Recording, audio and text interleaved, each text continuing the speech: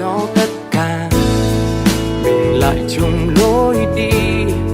Đoạn đường ta có nhau, bàn tay nắm chặt bấy lâu.